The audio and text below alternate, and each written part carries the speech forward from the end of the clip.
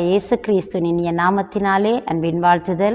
அன்பு பிள்ளைகளே, நீங்கள் கர்த்தருக்குள்ளே எப்பொழுதும் சந்தோஷமாய் மன உற்சாகமாய் தேவனுடைய சமூகத்தில் இருக்கிற நீங்கள், ஆண்டவர் இந்த நாளிலும் என்னோடு என்ன காரியத்தை பேச போகிறார் என்று சொல்லி நீங்கள் எதிர்பார்ப்போடு வாஞ்சியோடு கூட கர்த்தருடைய சன்னிதானத்திலே நீங்கள் இருக்கலாம்.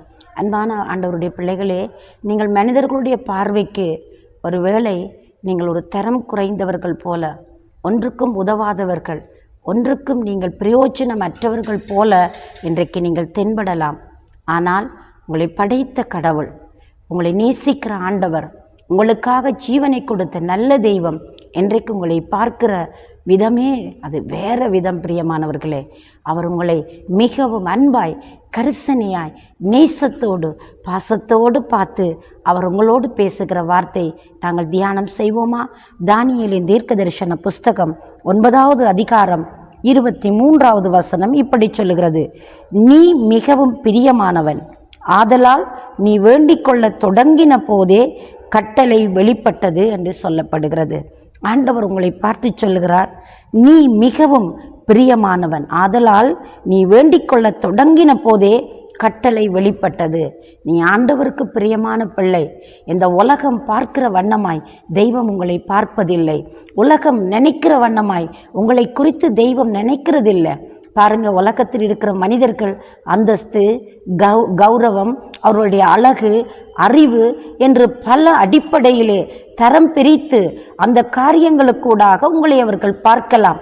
ஆனால் எதுவும் எதிர்பாராமல் நேசித்த அந்த அன்பு, பாசம் காட்டின அந்த நேச கரம் இந்த நாளிலே உங்களோடு கூட கடந்து வந்து கிரியை செய்ய அது போதுமானதாக இருக்கிறது.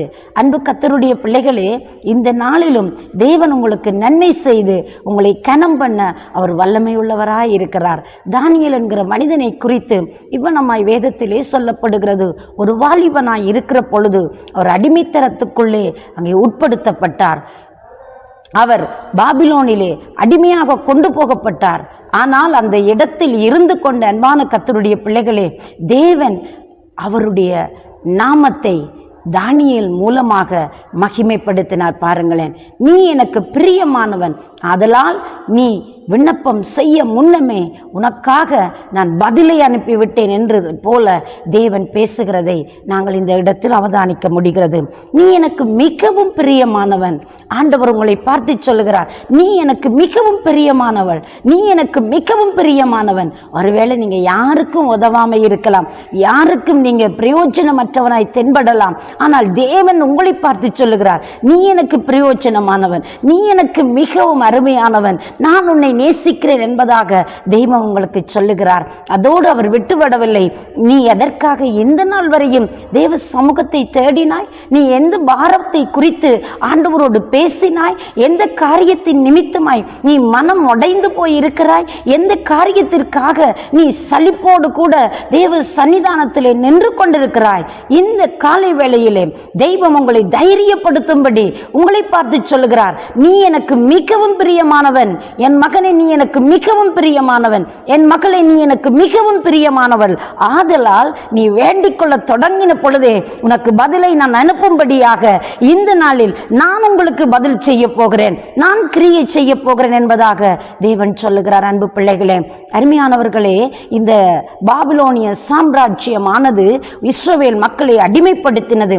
அதிலே ஞானம் உள்ளவர்கள், கல்விமான்கள், அழகு நிறைந்தவர்கள், சௌந்தரியம் உள்ள திறமையானவர்களை தெரிந்தெடுத்து கொண்டு போய் அவர்கள் தங்களுடைய தேசத்திலே அடிமைகளாய் அவர்களை வைத்தார்கள். ஆனால் இடம் மாறி இருக்கிறது, காலங்கள், சூழ்நிலைகள் மாறி இருக்கிறது. தானியேலோ தன்னுடைய தெய்வத்தை எப்பவுமே அவர் மறந்ததில்லை. தன்னுடைய தொழுகையை அவர் மாற்றிக்கொள்வதில்லை. தேவனை தேடுகிற விஷயத்தில் அவர் அசதியாய், நிர்விசாரமாய், ஏன் எனக்கு இது நடந்தது, ஏன் எனக்கு இந்த கதி, ஏன் நான் இந்த வேதனையை அனுபவிக்க வேண்டும், ஏன் எனக்கு இந்த துன்பம் வர வேண்டும், ஏன் என் உறவுகளிடத்தில் நான் அங்கே பிரிந்து வாழ்கிறேன் என்று சொல்லி எந்த கேள்வியையும் கேள்விக்கு மேல கேள்வியை அடுக்கவில்லைங்க. ஆண்டவருடைய சன்னிதானத்தில் தான் செய்து வந்தபடி தன்னுடைய தொழுகை நேரத்தை தேவ சன்னிதானத்திலே அவர் சரிவர கடைபிடித்தார். சரியாக தேவனோடு உறவை அவர் வைத்துக் கொண்டார். அந்த மனிதனை பார்த்துத்தான் ஆண்டவர் சொல்லுகிறார், நீ எந்த இடத்தில் இருக்கிறாய் என்பது காரணமல்ல என் மகனே, நீ அந்த இடத்தில் இருந்து கொண்டு என்னை நோக்கி பார்க்கிறாய் பார், அது எனக்கு ரொம்ப பிடிச்சிருக்கு ஆண்டவர் சொல்வது போன்று அந்த மனிதனுடைய விண்ணப்பத்திற்கு தேவன் பதில் கொடுக்கிறார். இன்றைக்கும் நீ ஒருவேளை நீ எந்த அடிமைத்தனத்தில் நின்று கொண்டிருக்கலாம், உறவுகளை பிரிந்து தூர தேசத்தில் நீ தனித்து நின்று கொண்டிருக்கலாம்.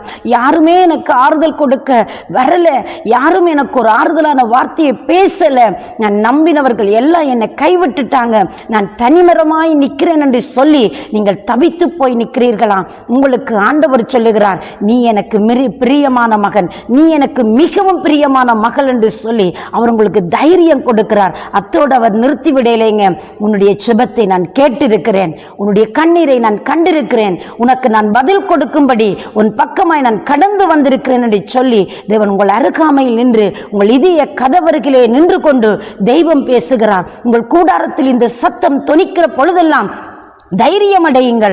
ஆண்டவர் சொல்லுகிற வார்த்தை அதுதான், நீ எனக்கு மிகவும் பிரியமானவள், நீ எனக்கு மிகவும் பிரியமானவன், ஆதலால் வேண்டிக் கொள்ள தொடங்கின போதே கட்டளை பிறந்து விட்டதுங்க. பிறக்கும் என்று சொல்லவில்லை, பிறந்து விட்டது, அது பதில் அளிக்கப்பட்டாயிற்று. இதுவரையும் நீ கண்ணீர் வடித்த விஷயத்திற்கு, நீ கண்ணீர் வடித்த விண்ணப்பத்திற்கு, நீ கண்ணீரோடு தேவ சன்னிதானத்தில் தேடின அந்த காரியத்தை குறித்து தெய்வம் கவனமுள்ளவராய் உனக்கு பதிலளித்து விட்டார், உனக்கு அற்புதம் செய்து விட்டார் என்று நம்புங்களேன். ஆண்டவர் உங்களுக்கு மிகுதியான நன்மையை கொடுத்து உங்களை கனம் பண்ணுவார். நீ எந்த இடத்தில் வீழ்ந்து போனாயோ, எந்த இடத்திலே நீ சோர்ந்து போனாயோ, எந்த இடத்திலே நீ அதைரியம் அடைந்திருக்கிறாயோ, அந்த இடத்திலிருந்து உன்னை எடுத்து நிறுத்தி என் தெய்வம் உங்களை கனம் பண்ண வல்லமையை உள்ளவராய் இருக்கிறார். நீங்க யாராய் இருக்கலாம், எப்பேற்பட்ட நபராய் இருக்கலாம், எந்த சூழலில் அகப்பட்டு போய் எந்த நம்பிக்கைக்குரியவர்களாய் இருக்கலாம், இந்த வானத்தையும் பூமியை படைத்த அந்த கடவுளை நோக்கி நீங்கள் கூப்பிடுகிற பொழுது அவர் நான் உங்களுக்கு பதில் செய்வேன் என்று சொல்லி, நானே உங்களுக்கு ஆறுதல் செய்வேன் என்று சொல்லி தெய்வம் உங்கள் பக்கமாய் கடந்து வந்து உங்களுக்கு நன்மை செய்ய வல்லவராயிருக்கிறார். அந்த வாலிபனை பாருங்க, தானியேல் என்கிற வாலிபன் மிகவும் தனித்து விடப்பட்டான், தன்னுடைய பெற்றோர்களிடத்திலிருந்து பிரிக்கப்பட்டான், உறவுகளிடந்து பிரிக்கப்பட்டான், தான் ஆராதித்து வந்த இடம், தான் சேவித்த அந்த ஸ்தானம் எல்லாவற்றையும் விட்டு போக வேண்டிய ஒரு சூழ்நிலை வந்தது. அடிமைத்தனத்துக்குள் கடந்து போனார். ஆண்டவர் அதிலே இருந்த அந்த மகனை விடுவித்தார். அவருடைய சத்தத்தையும் அவருடைய ஜெபத்தையும் வேண்டுதலையும் தெய்வம் கேட்டு பதில் கொடுக்கிறார். பாருங்க, நான் உனக்கு எப்பவோ பதில் அளித்து விட்டேன், உன் வாயிலிருந்து சொல் பிறக்க முன்னே நான் உனக்கு பதிலை கொடுத்து விட்டேன், கட்டளை பிறந்து விட்டது மகனே, நீ எனக்கு பிரியமானவன் என்று சொல்லி ஆண்டவர் உங்களை பார்த்து சொல்லுகிறார். நீங்க இந்த நாளில் தைரியப்படுங்க, சந்தோஷமாய் எழுந்திருங்க, துக்க வஸ்திரம் வேண்டாம், அழுகையை நிறுத்துங்க, கண்ணீரை துடைச்சிடுங்க.